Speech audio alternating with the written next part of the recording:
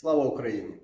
4 квітня 2022 року, 40-й день всеукраїнського спротиву, 40-й день російсько-української війни. Ми тримаємо стрій, ми стоїмо пліч-опліч і гартуємося до нашої майбутньої перемоги. Ворог, зазнавши невдач на наземній операції на півночі, вивів свої війська з Київщини, виводить їх із Сумщини та Чернігівщини. Всі ми бачили ті жахіття, які залишають після себе окупанти. З якою це метою було зроблено знищення цивільних, залишається питанням, мабуть, скоріше для того, щоб нас залякати. Проте ми не боїмося, ми будемо стояти на своєму, адже це війна за нашу незалежність, за нашу національну ідентичність. Наш противник продовжує наносити ракетно-бомбові удари по містах нашої держави, і за минулу добу такі удари були нанесені і по містах Хмельниччини, а також по сусідніх областях. Я хотів би закликати всіх не ігнорувати сигнали повітряної тривоги і відразу направлятися із цим сигналом до сховищ, адже це ваша безпека і ніхто не може її гарантувати, якщо ви будете ігнорувати сигнали повітряної тривоги. Ситуація у нашому місті контрольована, стабільна. Всі підприємства критичної та комунальної інфраструктури працюють у звичайному режимі, транспорт ходить, магазини працюють, підприємства працюють. Таким чином ми говоримо про те, що в нашому місті ситуація сприяє тому, щоб ми працювали, сплачували податки, наближали нашу перемогу. Ми продовжуємо приймати переселенців. Ми прийняли транзитом через наше місто, тобто щонайменше одну добу ці люди зупинялися, понад 140 тисяч переселенців. Понад 30 тисяч переселенців зупинилися в нашому місті надовше, і зараз вони мають можливість зафіксувати свій статус внутрішньопереміщеної особи.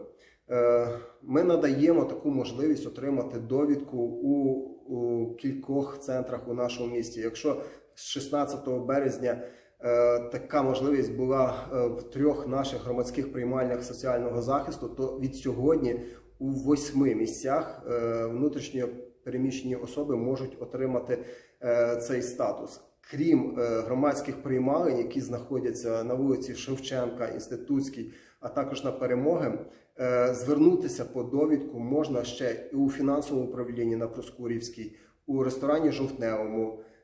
Також це можна зробити у центральному офісі управління праці та соцзахисту на вулиці Проскурівського підпілля, на вулиці Грушевського у департаменті освіти. Таким чином, ми, збільшивши кількість робочих місць вдвічі, а також збільшивши число місць, і в основному вони сконцентровані в центрі міста, наближаємо цю можливість та послугу для наших внутрішніх переселенців. Хочу сказати, що ми починаємо реєструвати тих мешканців Хмельницького, власників житла, які прихистили у себе у квартирах та будинках на безоплатній основі переселенців. Почали ми цю роботу із п'ятниці, 31 березня. Постанова Кабміну 333 передбачає, що ми можемо зафіксувати факт поселення лише з попередньої доби від моменту звернення заявника. Таким чином, якщо ви звернетеся сьогодні, 4 квітня, то зафіксувати факт поселення ви можете тільки з 3 квітня. Звичайно, це викликає масу незадоволення у мешканців, які поселили у себе, у власників, які поселили у себе переселенців, тому що переселенці живуть там, можливо, із початку березня. Проте це не вина тих людей, які приймають документи, тому не звинувачуйте їх, будь ласка. На жаль, так сформована постанова. Від себе хочу додати, що щиро вдячний всім, хто прихистив себе на безоплатній основі переселенців. Дякую вам за волонтерство, дякую за цю самопожертву. І закликаю зафіксувати цей факт, якщо ви цього ще не зробили, для того, щоб ви отримали відшкодування. На одного переселенця в місяць передбачається відшкодовувати близько 450 гривень. Починаючи від сьогодні, зранку, ми почали приймати дітей, працівників кризової інфраструктури, поліціянтів, ДСНСників, військових у 3 наших чергових садочках.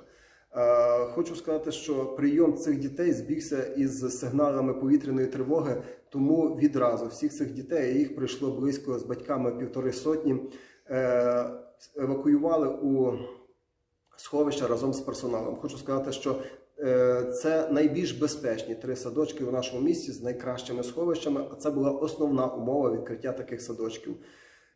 Попробуємо працювати. Звичайно, людей, які працюють повний робочий день і не мають з ким залишити дітей, набагато більше, тому будемо розглядати можливість відкриття додатково ще кількох дитячих садочків.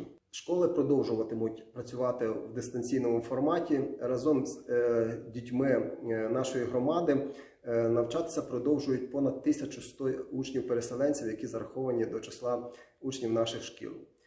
Отже, дорогі земляки, гуртуємося, працюємо, навчаємося, гартуємо нашу перемогу. Тримаємо стрій разом до перемоги.